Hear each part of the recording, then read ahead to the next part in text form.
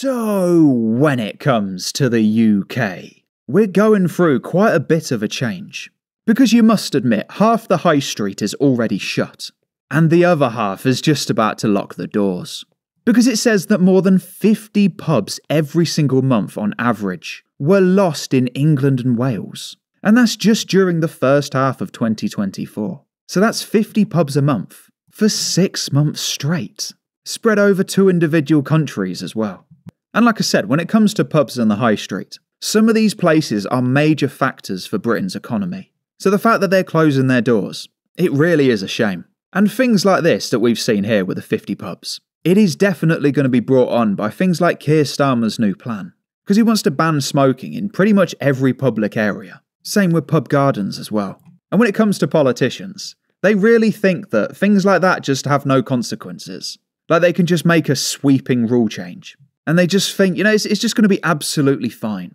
But they don't seem to factor it in. And it goes on to say that pubs currently make an average of 12 pence profit on each pint of beer.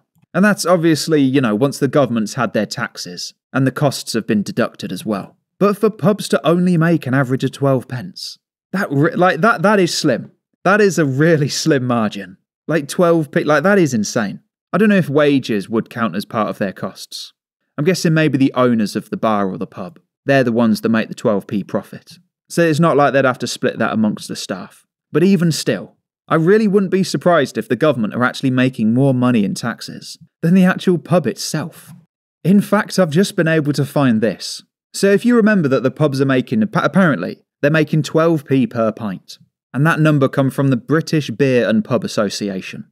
So I'm guessing they might be a little bit biased. But they are still going to have some accurate numbers. So if we take that as true, 12p per pint. If you have a look here, which is a 440 milliliter can of cider. So that's not even a pint. I mean, what's a pint? It's just over 500. I'm sure someone in the comments will know. I'm usually a spirits man myself. So that's not even a pint. But the government are making 19 pence.